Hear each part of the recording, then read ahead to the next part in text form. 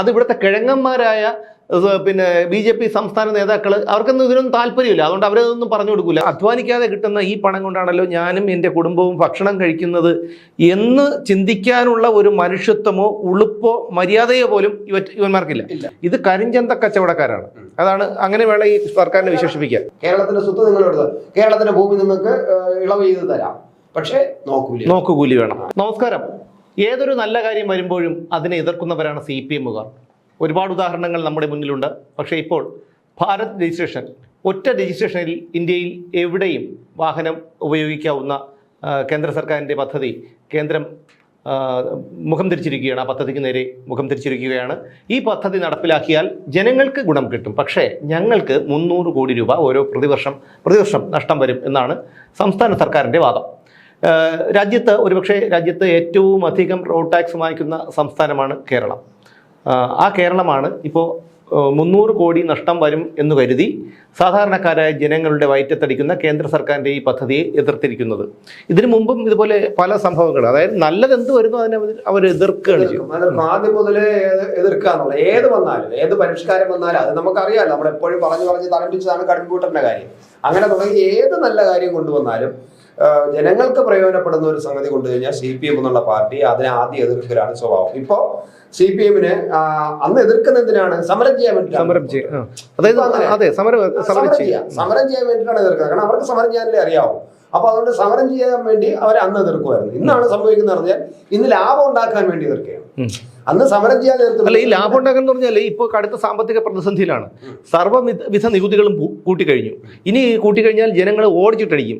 പിന്നെ അതിന് പുറമെ AI ക്യാമറ വെച്ചിട്ട് അതിൽ നിന്നും പിഴിഞ്ഞെടുക്കുന്നുണ്ട്. റോഡിൽ വണ്ടി പാർക്ക് ചെയ്താൽ പോലും പിഴയാണ്, കടം കിട്ടുന്നില്ല.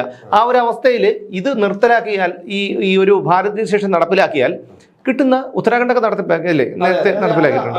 അവരെല്ലാം ജനങ്ങൾക്ക് വേണ്ടി ഭരിക്കുന്ന ഗവൺമെന്റുകളാണ്. ജനങ്ങളുടെ സൗകര്യം, സർക്കാർ എന്ന് പറഞ്ഞ ക്ഷേമം, ജനങ്ങളുടെ ക്ഷേമമാണ് ഏറ്റവും പ്രധാനം. അതിന്റെ സർക്കാരിന്റെ അടിസ്ഥാന സ്വഭാവം, അടിസ്ഥാന ധർമ്മം. ഇതും ഒരു ചെറിയ വ്യത്യാസമല്ല. ജനങ്ങളുടെ ക്ഷാമമാണ് ഇവരുടെ ഒരു ലക്ഷ്യം. ജനങ്ങളുടെ ക്ഷേമമല്ല, ജനങ്ങളുടെ ക്ഷാമം, ജനങ്ങളുടെ ബുദ്ധിമുട്ട്, അതാണ് ഇവരുടെ ഏറ്റവും വലിയ കാര്യം. കാരണം ജനക്ഷേമം, സർക്കാർ എന്ന് പറഞ്ഞാൽ ജനക്ഷേമം എന്നൊക്കെ പറയുന്നുണ്ടെങ്കിൽ പോലും, കാരണം ഈ ഒരു രജിസ്ട്രേഷൻ എന്ന് പറയുന്നത് വളരെ നേരത്തെ വന്നതാണ്. 3 വർഷം മുൻപേ സർക്കാർ ഈ പദ്ധതി കൊണ്ടുവന്നതാണ്. അന്ന് നമ്മളെല്ലാം വായിച്ചതാണ്. ഏറ്റവും നല്ല വാഹനം പിന്നെ രാജ്യത്ത് മുഴുവൻ ഒരു രജിസ്ട്രേഷനിൽ കൊണ്ടുപോവുക, അതിന്റെ ആ രജിസ്ട്രേഷന്റെ ഒരു വിഹിതം ഇവർക്കും കൊടുക്കും. രജിസ്ട്രേഷൻ അതിന്റെ തുക സംസ്ഥാന സർക്കാരിന് കൊടുക്കും. പക്ഷെ അതുപോലെ അതിനേക്കാളും വേണം. അപ്പൊ ലാഭം മാത്രമാണ് ഇപ്പോ, പിന്നെ നേട്ടം മാത്രമാണ്. ഇതൊരു സർക്കാർ എന്ന് പറയാൻ പറ്റില്ല, ഒരു കച്ചവട സംഘം, അതായത് കരിഞ്ചന്ത കച്ചവടക്കാർ എന്നേ പറയാൻ പറ്റൂ. കച്ചവടക്കാർക്കും ഒരു നേരിനെറിയും ഒക്കെ ഉള്ളവരാണ്. ഇത് കരിഞ്ചന്ത കച്ചവടക്കാരാണ്. അതാണ്, അങ്ങനെ വേണം ഈ സർക്കാരിനെ വിശേഷിപ്പിക്കാൻ. ഒന്ന് എടുത്തു പറയേണ്ടത്, ഇതൊരു കമ്മ്യൂണിസ്റ്റ് ഗവൺമെന്റ് ആണ്. വൈപ്പ് കമ്മ്യൂണിസ്റ്റ് ഗവൺമെന്റ് ആണെന്നാണ് വൈപ്പ്. ഇപ്പൊ കമ്മ്യൂണിസ്റ്റുകാരെ സംബന്ധിച്ചുള്ള ലാഭം അവർക്ക് ഒരു പ്രശ്നമേ അല്ല. മാർക്സിസം പറയുന്നത് ലാഭം എന്നത് തൊഴിലാളിയുടെ പിന്നെ രക്തമാണ്, ചോരയാണ്, വിയർപ്പാണ്. അപ്പൊ ആ ലാഭം എടുക്കുന്നത് ഒരു മുതലാളിത്ത സമ്പ്രദായത്തിന്റെ സ്വഭാവമാണ്. അതുകൊണ്ട് ആ മുതലാളിത്ത വ്യവസ്ഥിതിയുടെ ഏറ്റവും ക്രൂരവും വൃത്തികെട്ട മുഖവുമാണ് ലാഭം. മനസ്സിലായില്ലേ? ആ ലാഭം എടുക്കാൻ പാടില്ല എന്നുള്ളതാണ് പിന്നെ കമ്മ്യൂണിസ്റ്റ് സിദ്ധാന്തം എന്ന് പറയുന്നത്. അല്ല, അത് സിദ്ധാന്തം. കാരണം ഇവിടെ ഇപ്പം വീണ വിജയൻ വാങ്ങിച്ച CMRL നിന്ന് വാങ്ങിയ മാസപ്പടി പുറത്തു വന്നിട്ടുണ്ടല്ലോ. അത് മാത്രമല്ല, മറ്റ് 7 കമ്പനികളുടെ വിവരങ്ങളും കൂടി പുറത്തു വന്നിട്ടുണ്ട്. ഇനി എത്ര കമ്പനികളിൽ നിന്ന് വാങ്ങിയെന്ന് പറയാൻ പറ്റില്ല. പക്ഷെ അതിന് മാസപ്പടി എന്നോ അല്ലെങ്കിൽ കൺസൾട്ടൻസി ഫീസ് എന്നോ ഒന്നും പറയാൻ പറ്റില്ല. അതിന് ഞാൻ പറയുന്നത് നോക്കുകൂലി എന്നാണ്. കാരണം എന്ന് വെച്ച് കഴിഞ്ഞാൽ, ഇപ്പോൾ നമ്മുടെ നാട്ടിലെ ലോഡിംഗ് തൊഴിലാളികൾ അറിയില്ല, അവർ ചില സ്ഥലങ്ങളിൽ അവർ ലോഡിറക്കാതെ നോക്കുകൂലി വാങ്ങുന്നുണ്ട്. ഒരു നാണമില്ല അതിൽ. അതായത് ഈ പണം അധ്വാനിക്കാതെ കിട്ടുന്ന ഈ പണം കൊണ്ടാണല്ലോ ഞാനും എൻ്റെ കുടുംബവും ഭക്ഷണം കഴിക്കുന്നത് എന്ന് ചിന്തിക്കാനുള്ള ഒരു മനുഷ്യത്വമോ ഉളുപ്പോ മര്യാദയോ പോലും ഇവന്മാർക്കില്ല. അത്തരക്കാരാണ്. അത് ഏത് പിന്നെ തൊഴിലാളി സംഘടനയിൽപ്പെട്ടവരാണ് കൂടുതലും ഉള്ളത് എന്ന് നമുക്കറിയാം. അപ്പൊ അങ്ങനെ വരുമ്പോ അതുപോലെ തന്നെയാണ് നോക്കുകൂലി. എൻ്റെ അച്ഛൻ ഇവിടുത്തെ മുഖ്യമന്ത്രിയാണ്, അല്ലെങ്കിൽ എൻ്റെ അച്ഛൻ ഇവിടുത്തെ പാർട്ടി സെക്രട്ടറിയാണ്. അതുകൊണ്ട് നിങ്ങൾക്ക് മാന്യം മര്യാദയ്ക്ക് ഇത് നടത്തിക്കൊണ്ട് പോകണമെങ്കിൽ നിങ്ങൾ നോക്കുകൂലി. കേരളത്തിന്റെ സ്വത്ത് നിങ്ങൾ തട്ടിയെടുത്തോ, കേരളത്തിന്റെ മണ്ണ് നിങ്ങൾ വാരിയെടുത്തോ, കേരളത്തിന്റെ സ്വത്ത് നിങ്ങൾ എടുത്തോ, കേരളത്തിന്റെ ഭൂമി നിങ്ങൾക്ക് ഇളവ് ചെയ്ത് തരാം, പക്ഷെ നോക്കുകൂലി വേണം എന്നുള്ളത് കേരളത്തിന്റെ അല്ല, കാരണം വേറെ ഈ നമ്മുടെ സംസ്ഥാനത്തിനാണല്ലോ, അവരെ വീട്ടിൽ നിന്ന് കൊണ്ടുവന്ന സാധനമൊന്നും അല്ല. അപ്പൊ അത് നിങ്ങൾക്ക് ഞങ്ങൾ വിട്ടുതരാം, എന്നിട്ട് അതിന് നോക്കൂലി. അത് തന്നെയാണ് ഈ മാസപ്പടി. അത് ഇത് തന്നെയാണ് എനിക്ക് മനസ്സിലാവാത്തൊരു കാര്യം. എല്ലാത്തിനെയും ഇവർ എതിർത്തിട്ടുണ്ട്. അതായത് GST, ട്രാക്ടർ, കമ്പ്യൂട്ടർ എന്ന് വേണ്ട സകല ജനങ്ങൾക്ക് പിന്നീട് ഗുണകരമായെന്ന് ചിന്തിക്കുന്നവർക്കറിയാം. ഒരു കമ്പ്യൂട്ടറൊക്കെ നമുക്ക് വന്നു കഴിഞ്ഞാൽ ഇപ്പോൾ ഇന്നത്തെ ഒരു കാലത്ത് കമ്പ്യൂട്ടർ ഇല്ലാത്ത ഒരു അവസ്ഥ ഒരു ഇലക്ട്രിക് ലൈൻ വലിച്ചാൽ പോലും, ഞാൻ അവിടെയാണ് പറയുന്നത്, ബാക്കി കമ്പ്യൂട്ടർ ഒരു ഇലക്ട്രിക് ലൈൻ വലിച്ചാൽ, ഒരു ടവർ നിർമ്മിച്ചാൽ, ആ ടവർ നിർമ്മിക്കുന്നതിനായിട്ട് സമരം ചെയ്തിട്ടുണ്ട് അവര്. ആ ടവർ അതിലേക്കൂടെ വരാൻ പാടില്ല. ആ ടവർ ചെയ്ത് കഴിഞ്ഞാൽ കൃഷിക്കാരന്റെ കൃഷിഭൂമി ഇല്ലാതാകും, അവന്റെ പിന്നെ അതൊക്കെ പക്ഷെ ഈ ടവറിൽ കൂടിയാണ് ഈ വൈദ്യുതി വരുന്നതെന്നും ഈ വൈദ്യുതി വന്നാൽ മാത്രമേ നമുക്ക് ഇവിടെ ഇൻഡസ്ട്രികൾ ഉണ്ടാകൂ എന്നുള്ള ബോധം എമാർക്കില്ല. ഇല്ല. പകരം ടവർ വന്നാൽ ബോധമില്ലാത്തോണ്ടല്ല. ഈ ടവർ സ്ഥാപിക്കുന്നവന്റെ എന്ന് പണം വാങ്ങിക്കണം. ഇപ്പം എന്താണ്, സ്വകാര്യ മൊബൈൽ കമ്പനി ആണെങ്കിൽ അവരുടെ പണം വാങ്ങിക്കണം. ഒരു ബാർഗൻ ഇത് തന്നെയാണ് അവരുടെ ഉദ്ദേശം. കാരണം ഇവന്മാർക്ക് അലമ്പുണ്ടാക്കാനല്ലാതെ വേറെ ഒരു കാര്യത്തിനും അറിയില്ല. കാരണം അവിടെ ലാഭമാണ്. കാരണം പിന്നെ കമ്പ്യൂട്ടർ, GST, ട്രാക്ടർ എന്ന് വേണ്ട സകല സംഭവങ്ങളെ എതിർത്തു ഇപ്പം ഈ ഭാരത് രജിസ്ട്രേഷനെ ഇവർ എതിർക്കുകയാണ്. അതെന്താണെന്ന് വെച്ചാൽ പിന്നീട് അവർ അംഗീകരിക്കും. അതെന്താണെന്ന് വെച്ചാൽ എനിക്കിത് കാണുമ്പോൾ ഓർമ്മ വരുന്നത്, പണ്ട് നാദസ്വരക്കാരെ നമ്മുടെ അമ്പലത്തിൽ ഉത്സവത്തിന്, ഇപ്പോഴും ഞാൻ അമ്പലത്തിലൊന്നും അങ്ങനെ ഉത്സവത്തിനൊന്നും പോകാറില്ല, ഒരുപാട് വർഷമായി. അപ്പോൾ നമ്മുടെ ചെറിയ കുട്ടിക്കാലത്തൊക്കെ എന്ന് പറഞ്ഞാൽ അമ്പലത്തിൽ നാദസ്വരക്കാർ വരും. ഇപ്പോഴും എനിക്ക് ഓർമ്മയുണ്ട്, നെടുമങ്ങാട് മുത്തറമ്പൻ കോവിലേക്ക് നോട്ടീസ്, അല്ലെങ്കിൽ ചെട്ടിച്ച മേലങ്കോട് ദേവീക്ഷേത്രത്തിലേക്ക് നോട്ടീസ്, രാമചന്ദ്ര കമ്പർ, അതായത് അവരുടെയാണ് ഈ നാദസ്വരം. അപ്പോൾ ഈ വരുമ്പോൾ ഈ പി എന്ന് പറഞ്ഞ സാധനം ഉണ്ടല്ലോ, അതിൽ നിന്ന് അതിൻ്റെ താഴെയായിട്ട് ഇങ്ങനെ കുറേ ഇത് തൂങ്ങിക്കിടക്കുമല്ലോ, അത് എടുത്ത് വെച്ച് നോക്കും. അത് വന്ന് നിന്നിട്ട് അവർ ഇത്രയും ആൾക്കാർ നിൽക്കുമ്പോൾ ആൾക്കാരുടെ ഇതിൽ അവർ വെച്ച് നോക്കണം. ചിലപ്പോൾ അവർക്ക് അതിൻ്റെതായ ഇതുണ്ടായി ശ്രുതി നോക്കുന്നതായിരിക്കും. ഈ സാധനം എടുത്ത് ഓരോന്നെടുത്ത് വെച്ചിട്ട് നോക്കും, പി അത് അടുത്തെടുത്ത് വെച്ചിട്ട് പി. അപ്പൊ ഏത് വെച്ചാലാണ് ഈ പി കറക്റ്റ് ആവണെന്നുള്ള കാര്യം അവർക്ക് അറിയാം. അത് എടുത്തങ്ങ് വെച്ചാൽ പോരെ. ഇതെല്ലാം ഒരു 6 എണ്ണം വെച്ച് പി എന്ന് ഊതി നോക്കിയിട്ട് ആണ് ഇത് വെക്കുന്നത്. എന്നിട്ട് ഊതി കറക്റ്റ് ചെയ്ത് പിന്നെ അങ്ങോട്ട്. അതുപോലെയാണ് ഇത്. കാരണം ഇത് വെച്ച് കഴിഞ്ഞാൽ ഇതിന് സ്യൂട്ടബിൾ ആവും, ഇത് ഊതി കഴിഞ്ഞാൽ കറക്റ്റ് ആവുമെന്ന് അവർക്കറിയാം. പക്ഷേ എന്താണ് അവർക്ക് ഇങ്ങനെ ചെയ്യാതിരുന്ന ഒരു അല്ല, അതിന് ചിലപ്പോൾ അവരുടേതായി, ഞാനത് അധിക്ഷേപിക്കല്ല കേട്ടോ, എനിക്ക് അങ്ങനെ ഓർമ്മ വന്നു. കാരണം അവർക്ക് അതിന്റെ ശ്രുതി ശരിയാക്കുന്നതായിരിക്കും. പക്ഷെ എനിക്ക് പെട്ടെന്ന് അത് പെട്ടെന്ന് എനിക്ക് ഓർമ്മ കൊണ്ട് പറഞ്ഞതാണ്. അതുപോലെ തന്നെയാണ് യവന്മാരും. കാരണം അവരുടെ തൊഴിലിന്റെ ഭാഗമായി ചെയ്യുന്നു വെച്ച് കഴിഞ്ഞാൽ, ഞാൻ പറഞ്ഞല്ലോ, ഈ ശ്രുതിയുടെ ഇത് ഉണ്ടായിരിക്കാം. പക്ഷെ ഞാനിത് പലപ്പോഴും ശ്രദ്ധിച്ചിട്ടുണ്ടെങ്കിലും കാണാം, ഇതെടുത്ത് മാറ്റി വയ്ക്കും, പി ഊതും, അടുത്തത് പി, ഇതാണ് നടക്കുന്നത്. അപ്പം അതുപോലെ അവസാനം അവർക്കറിയാം, കൃത്യമായിട്ട് അവർ ജോലി ചെയ്യുകയും ചെയ്യും. പക്ഷെ ഇത് അങ്ങനെയല്ല, ഏതൊരു സംഭവം കൊണ്ടുവന്നു കഴിഞ്ഞാലും അവന്മാരതിനെ ഞാൻ പറഞ്ഞ ഇപ്പൊ ഇവർ ഈ നടപ്പിലാക്കില്ല എന്ന് പറയുന്നില്ലേ, എവിടെ നടപ്പിലാക്കാതെ ഇവരെവിടെ പോകും? അല്ലല്ല, അവര് പറഞ്ഞത് കേന്ദ്രത്തിന് അധികാരമില്ലാത്തൊരു മേഖലയാണ് അതെന്നാണ് പറയുന്നത്. അതിന്റെ സാങ്കേതിക വശങ്ങളും നിയമവശങ്ങളൊന്നും എനിക്ക് അറിയില്ല. അല്ല, അത് ഇനി അവര് കോടതി പോട്ടെ, ഇവരെല്ലാം കോടതി പോകുന്നു. അല്ല, അതായത് സംസ്ഥാനത്തെ നികുതി നിശ്ചയിക്കാനുള്ള വിവേചനാധികാരം സംസ്ഥാനത്തിനാണെന്നാണ് അവർ പറയുന്നത്. അത് എനിക്ക് അപ്പൊ അങ്ങനെ വരുമ്പോ ജനങ്ങൾക്ക് മാത്രമേ ജനങ്ങൾക്കൊന്നും ചെയ്യാൻ കഴിയില്ല. ഇതൊന്നും ആലോചിച്ച് നോക്കൂ. UDF സർക്കാരാണ് ഭരിച്ചിരുന്നതെങ്കിൽ, ഈ സമയത്ത് ഭരിച്ചിരുന്നെങ്കിൽ, ഇതുപോലൊരു നിലപാടാണ് അവരെടുത്തിരുന്നെങ്കിൽ ഇവന്മാരെന്ത് ചെയ്യുമായിരുന്നു?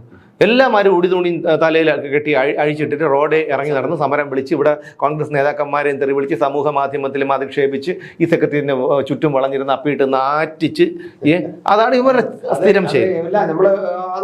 നമ്മള് ഏറ്റവും അധികം നമ്മളിപ്പോ കാണേണ്ട എല്ലാം എതിർക്കുന്നതെന്ന് പറഞ്ഞാൽ, ഇതും ഇവർ എതിർക്കാൻ ഇനി അവർക്ക് ഒരു താൽക്കാലികമായിട്ട് എതിർക്കുമായിരിക്കും. ഇപ്പോഴൊക്കെ കുറച്ച് കഴിയുമ്പോൾ ഇവർക്ക് മാറി വരും. കാരണം ഇത് അല്ല, മാറി വരില്ല ചേട്ടാ. കാരണം എന്ന് വെച്ചാൽ ഞാൻ പറഞ്ഞോട്ടെ, ഈ പറയുന്ന ഇതിന് തീരുമാനം ഇത് ഞങ്ങൾ അംഗീകരിക്കുന്നു എന്ന് തീരുമാനം എടുക്കാനുള്ളവന്മാരെല്ലാം കോടിക്കണക്കിന് രൂപ സമ്പാദിച്ചു വെച്ചിട്ടുണ്ട്.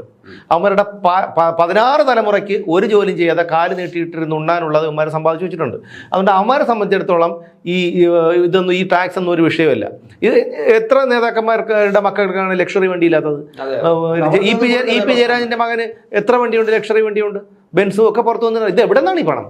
ജനങ്ങൾക്കറിയാം, കമ്മികൾക്കും അറിയാം, പക്ഷേ പറയില്ല. സാധാരണക്കാരന് ഒരുത്തരം അധ്വാനിച്ചൊരു വണ്ടി വാങ്ങിക്കഴിഞ്ഞാൽ, ഇപ്പോൾ നമ്മൾ ഒരു ഫിനാൻസ് ഒക്കെ ഇട്ട് ഒരു വണ്ടി വാങ്ങണമെന്നിരിക്കട്ടെ, ഒരു അത്യാവശ്യം ഒരു നല്ല വണ്ടി, ഇപ്പം നമ്മളെല്ലാം ഒരു ഇടത്തരക്കാരൻ വാങ്ങേണ്ടി വന്നു കഴിഞ്ഞാൽ അവനെന്ത് ചെയ്യും? ഈ 15 വർഷത്തെ ടാക്സ് അവൻ അടയ്ക്കണം. അടച്ചു കഴിഞ്ഞാലോ ഒന്ന് അങ്ങോട്ടോ ഇങ്ങോട്ടോ കൊണ്ടുപോയി കഴിഞ്ഞാൽ പുതിയ വണ്ടി ഇറക്കിയിട്ട് അതിൻ്റെ സന്തോഷമായിട്ട് എവിടെയെങ്കിലും കൊണ്ടുപോയിട്ട് ഒരു ചായ കുടിക്കാനോ എന്ന് വെച്ച് കൂട്ടുകാരെ വിളിച്ചുകൊണ്ട് പോയി കഴിഞ്ഞ് പാർക്ക് ചെയ്ത് കഴിഞ്ഞാൽ അതാ വരുന്നു പെറ്റി 500. അടുത്ത ഇനി ഇവിടെ നിന്ന് പോലെ പുതിയ വണ്ടി ഒന്ന് കൊണ്ടുവന്ന് ഗുരുവായൂരോ അവിടെ എവിടെയെങ്കിലും പോയിട്ട് വരാമെന്ന് വെച്ച് കഴിഞ്ഞാൽ പോയിട്ട് തിരിച്ച് വരുമ്പോഴത്തേക്ക് ഒരു കുറഞ്ഞ ഒരു 10,000-4,000 രൂപ പെറ്റി വരും. ഇതാണ് ഇവിടുത്തെ ഒരു അവസ്ഥ. എങ്ങനെയൊക്കെ ജനങ്ങളെ പിടിച്ചു പറിക്കാം എന്നുള്ള ഇതിൽ റിസർച്ച് നടത്തിക്കൊണ്ടിരിക്കുകയാണ്. കാരണം പൊതുജനങ്ങൾക്ക് ഉപകാരമുള്ള ഒന്നും ചെയ്യരുത്. കാരണം കേന്ദ്ര സർക്കാർ ഇതുപോലെ പല പദ്ധതികളും കൊണ്ടുവരുന്നുണ്ട്. അത് ഇവിടുത്തെ കിഴങ്ങന്മാരായ പിന്നെ BJP സംസ്ഥാന നേതാക്കൾ അവർക്കൊന്നും ഇതിനൊന്നും താല്പര്യമില്ല. അതുകൊണ്ട് അവരതൊന്നും പറഞ്ഞു കൊടുക്കില്ല. കാരണം അവർക്ക് ഇവിടെ പ്രതിപക്ഷത്ത് പോലും ഇരിക്കേണ്ട. കാരണം ഈ ഒരു പിന്നെ കേന്ദ്രം BJP ഭരിക്കുന്നുണ്ടല്ലോ. അപ്പോൾ ആ തണലിൽ സെറ്റിൽമെൻറ്റും മറ്റു കാര്യങ്ങളും പത്രാസമൊക്കെ ഒക്കെ ആയിട്ട് ഇരിക്കാമെന്നുള്ളൊരു ധാരണ ഉള്ളതുകൊണ്ട് കേന്ദ്ര സർക്കാരിൻ്റെ ഇത്തരം ജനങ്ങൾക്ക് നല്ല ഉപകാരപ്രദമായിട്ടുള്ള പ്രവർത്തനങ്ങളൊന്നും അവർ ജനങ്ങളിലേക്ക് എത്തിക്കുന്നില്ല. സർക്കാർ വേണ്ട എന്ന് പറയുന്നു. അപ്പോൾ കേന്ദ്ര സർക്കാർ കൊണ്ടുവരുന്ന ഇതുപോലുള്ള നിരവധി ജനോപകാരപ്രദമായ പദ്ധതികൾ പലതും ജനങ്ങളിലേക്ക് എത്തുന്നില്ല. ഇതിപ്പോൾ കണ്ടില്ല, നിങ്ങൾ തന്നെ കണ്ടതാണ്. കാരണം ജനങ്ങൾക്ക് ഉപകാരമുള്ളതാണ്. ഇന്ന് ഏത് വീട്ടിലാണ് വാഹനമില്ലാത്തത്? അപ്പോൾ ജനോപകാരപ്രദമായ എത്രയോ നല്ല കാര്യങ്ങൾ കേന്ദ്ര സർക്കാർ കൊണ്ടുവരുന്നുണ്ട്. അതൊന്നും ജനങ്ങളിലേക്ക് എത്തുന്നില്ല എന്നുള്ളതാണ് ഏറ്റവും ഖേദകരമായ. ടാക്സിൽ കുറച്ച് കുറഞ്ഞു പറഞ്ഞാൽ നമുക്ക് ഒരുപാട് നഷ്ടം വന്നു എന്നാണ് സർക്കാർ പറയുന്നത്. എന്നാൽ കേന്ദ്ര ഗവൺമെന്റ് എത്രയോ പദ്ധതികൾ അവർ ചെയ്യുന്നില്ല എന്നറിയാമോ? അങ്ങനെ പണം കിട്ടേണ്ടതാണ്, സർക്കാരിന് കിട്ടേണ്ടതാണ്. സർക്കാർ കൃത്യമായിട്ട് യൂട്ടിലൈസേഷൻ സർട്ടിഫിക്കറ്റ് കൊടുക്കാത്തത് കൊണ്ടും അതുപോലെ തന്നെ പ്രപ്പോസൽ കൊടുക്കാത്തത് കൊണ്ടും പിന്നെ ചില പദ്ധതികൾ ഇവർ മനഃപൂർവ്വം വേണ്ടാന്ന് വെച്ചത് കൊണ്ടും ഒക്കെ എത്ര 1000 കോടി രൂപയാണെന്നറിയാം കേന്ദ്ര സർക്കാരിന്റെ തുക ഈ സംസ്ഥാന സർക്കാർ നഷ്ടപ്പെടുത്തിയിരിക്കുന്നത്. അത് നിൽക്കുമ്പോൾ അത് നേരെ നടത്താൻ അവർക്ക് താല്പര്യമില്ല. പക്ഷെ ടാക്സിൽ നിന്ന് കിട്ടുന്ന ഈ ഒരു സാധനം ഭയങ്കര നഷ്ടമാണ് എന്ന് പറഞ്ഞു. നഷ്ടമെന്ന് പറയുന്നത് സുമേഷേ, നഷ്ടമെന്ന് പറയുന്നത് കേന്ദ്ര സർക്കാരിന്റെ ഒരു പദ്ധതി ഇവിടെ നടപ്പിലാക്കാൻ ഞങ്ങൾക്ക് മനസ്സില്ല എന്ന് പറയുന്നതിന്റെ തുല്യമാണ്. അല്ല ഇത് പ്രത്യേക രാജ്യമാണ് ബോധത്തിലാണ് അവർ മുന്നോട്ട്. അല്ല ഇത് കേന്ദ്ര സർക്കാരിന്റെ പദ്ധതി നടപ്പിലാക്കുന്നത് മാത്രമല്ല, എന്നാൽ ഇവർക്ക് ഗുണകരമായിട്ടുള്ള ഭരിക്കുന്നവർക്ക് ഗുണകരമായിട്ടുള്ള എന്തെങ്കിലും ഒരു പദ്ധതിയാണ് കേന്ദ്ര സർക്കാർ കൊണ്ടുവന്നിരുന്നെങ്കിലോ കൃത്യമായി അവർ നടപ്പിലാക്കും. പക്ഷേ ഇതിപ്പോ ജനങ്ങൾക്ക് ഉപകാരമുള്ളതാണ്. അതുപോലെ നാളെ ജനങ്ങൾ നല്ലത് പറയും. കാരണം ഒരു വാഹനം വാങ്ങിക്കുമ്പോൾ ഈ ഒരു രജിസ്ട്രേഷൻ വന്നതിന്റെ ഗുണം ജനങ്ങൾക്ക് കിട്ടുന്നുണ്ട്. അപ്പൊ അവരെ മനസ്സുകൊണ്ട് ഒന്നുമില്ല കേന്ദ്ര സർക്കാരിന്റെ പദ്ധതി നല്ലതായി പോയി കേട്ടാ എന്ന് അറിയാതെ വണ്ടി ഓടിച്ചു പോകുമ്പോഴെങ്കിലും പറയും. അങ്ങനെ പറയരുത്. അല്ല അങ്ങനെ പറയരുത് എന്ന് മാത്രമല്ല, 300 കോടി രൂപയാകുമ്പോൾ ഇവിടെ എലിപ്പക്ഷണം വാങ്ങിച്ച് തിന്നാൻ പൈസ എല്ലാം നടക്കണവന്മാരാണ്. അവർക്ക് 300 കോടി അവരെ സംബന്ധിച്ചിടത്തോളം വലിയൊരു കാര്യമാണ്. പക്ഷെ അതുകൊണ്ടാണ് ഞാൻ പറഞ്ഞത്, അതിനേക്കാളും 300 അല്ല 1000-കണക്കിന് കോടി രൂപ സർക്കാരിന്റെ പല പദ്ധതികളും ഇവർ നടപ്പിലാക്കാത്തതുകൊണ്ട് കിട്ടുന്നില്ല. മാത്രമല്ല നടപ്പിലാക്കിയത് തന്നെ ഇവർ കൃത്യമായിട്ട് പൈസ കൊടുക്കാത്തതുകൊണ്ടും കൃത്യമായി യൂസ് ചെയ്യുക, അതായത് യൂട്ടിലൈസേഷൻ സർട്ടിഫിക്കറ്റ് കൊടുക്കാത്തത് കൊണ്ടും പിന്നെ ആ പദ്ധതിയെ കുറിച്ചുള്ള പ്രോജക്റ്റ് തയ്യാറാക്കി കൃത്യമായ പ്രപ്പോസൽ എടുക്കാത്തതുകൊണ്ടും കേന്ദ്ര സർക്കാരിന്റെ എത്രയോ പദ്ധതികൾ ഇവിടെ നടപ്പിലാക്കാൻ പറ്റാതെ പോയിരിക്കുന്നു. അപ്പൊ അതിൽ വരുന്ന നഷ്ടം ഈ പറയുന്ന ഈ റോഡ് ടാക്സ് കിട്ടുന്ന നഷ്ടത്തെക്കാളും എത്രയോ മടങ്ങ് വലുതാണ്. അല്ല അതൊന്നും അവർക്കൊരു വിഷയമല്ല. കാരണം ഈ ചേട്ടൻ പറഞ്ഞത് വലിയൊരു കാര്യമാണ്. കാരണം എന്ന് വെച്ച് കഴിഞ്ഞാൽ ഈ ഭാരത് രജിസ്ട്രേഷൻ നടപ്പിലാക്കിയാൽ ഈ ജനങ്ങൾ പറയും, അയ്യോ എന്തായാലും ഇത് നല്ലൊരു കാര്യമായി, സർക്കാർ നടപ്പിലാക്കിയ നല്ല കാര്യം, ഒരുപാട് ജനങ്ങളിലേക്ക് എത്തുന്നൊരു കാര്യമാണ്.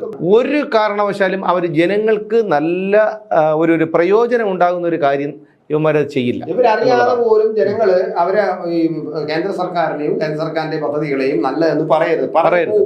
നല്ലത് അനുഭവിച്ചാൽ നല്ലതല്ലേ.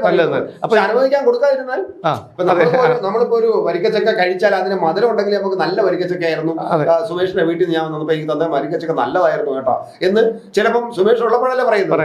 ഞാൻ എവിടെയെങ്കിലും പോകുമ്പോൾ എവിടെയെങ്കിലും ഒരു വരിക്കച്ചക്ക തിന്നുമ്പോൾ ഞാൻ പറയും ഇതല്ല ഗംഭീരം, ഞാൻ സുമേഷിന്റെ വീട്ടിൽ പോയി എനിക്ക് ഒരു വരിക്കച്ചക്ക കിട്ടി കേട്ടോ, അത് മറക്കാവൂല, ഞാൻ മറക്കോ. അപ്പൊ ഇത് പറയും ഇതിന്റെ ഗുണം ആർക്കാണ്?